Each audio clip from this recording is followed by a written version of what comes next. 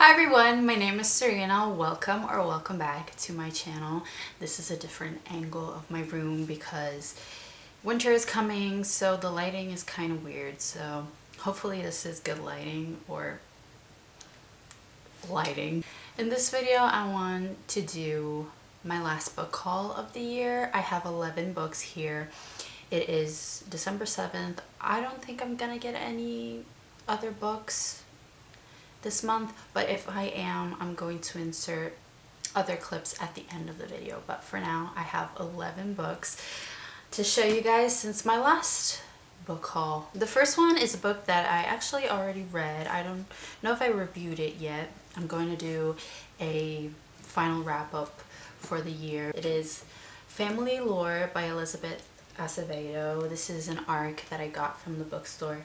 I enjoyed this. It's not my favorite by this author. I really love this author. I love her young adult novels, her novels in verse, but this was good as well. This is her first adult novel, and you can tell because it's more sexually explicit. I don't know how to describe this. It's regular fiction, but I'd say it has a magical realism element to it because it's about sisters who have powers, but not in that fantasy sense. Like one of the sisters can predict kind of how when people are going to die, and this sister one day calls all of her family members, all of her sisters and nieces, and invites them to a reunion, a family reunion. So everyone is thinking that either someone in the family is going to die or she is going to die soon. So that is the premise of this book. I will talk about it more in my final wrap up. The next books I got from Ollie's Bargain Outlet. Once in a while I like going there because they sell books for very cheap. And I got 4 books from there. I got Green Lights by Matthew McConaughey. I realized that I am starting to read more biographies and some celeb memoirs. I read Jeanette McCurdy's book, I read Prince Harry's book, and I want to read others. Like I want to read Paris's book, Pamela Anderson's book, Viola Davis' book. So I want to read more celebrity memoirs for some reason, so I grabbed this one. I don't know much about his life apart from the fact that he started off as an actor in romance films, and at one point he was over it and wanted to be more in more like serious movies, and he actually accomplished that. He got out of that stereotype of being the main love character in movies. So yeah, I have this one. Then I got In 5 Years by Rebecca Surley, and this unfortunately had a sticker and I took it off and it ripped. I hate when stickers don't come off neatly, but I have no idea what this is about. So apparently this book is about this girl who kind of has her life together. She just had a job interview and her boyfriend just proposed to her, but when she went to bed that night she wakes up 5 years in the future. Apparently she's married to someone else and she's in a different apartment. So yeah, that sounds interesting and I want to read it. Obviously I bought it.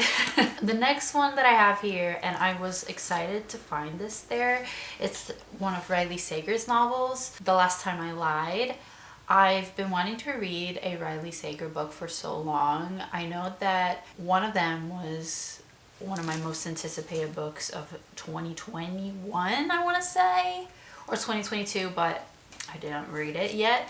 I'm happy I found this one. I have no idea what this is about, and I kind of don't want to because it's a thriller, but yeah, it has good reviews on Goodreads. Last book that I got from there was From Scratch by Tembi Locke, and this one is a nonfiction again. What attracted me to this book was the fact that it's about this woman who marries a Sicilian man. And if you guys don't know, I am Sicilian. I lived in Sicily most of my life. I went to school there. I went to college there. So this really attracted my attention for that reason.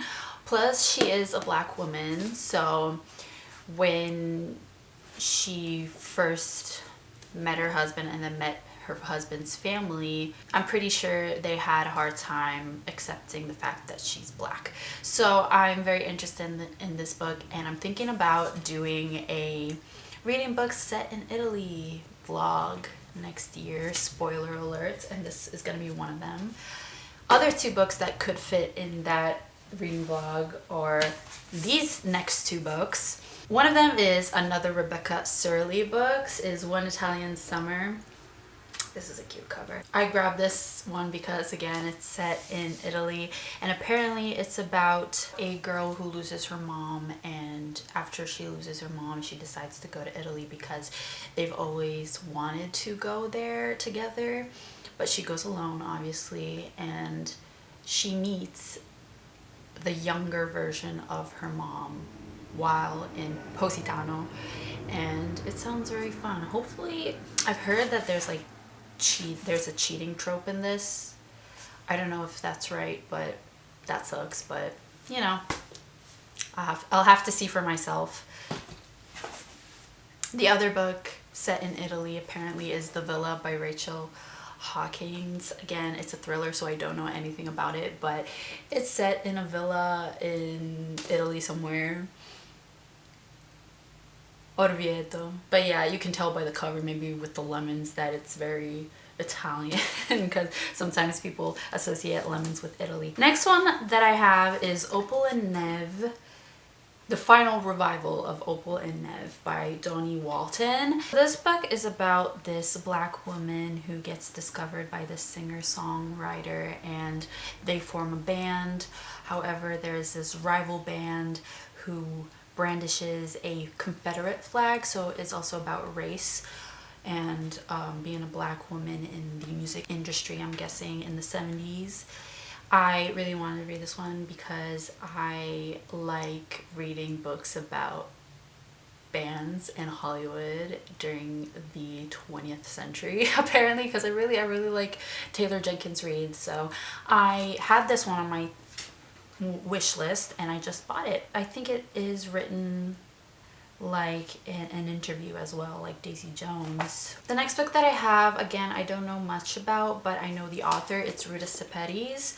I really liked Salt to the Sea and Between Shades of Grey, and I do have The Fountains of Silence, so I just grabbed this one as well because I feel like she could be a favorite author, and I want to read all of her books before confirming that.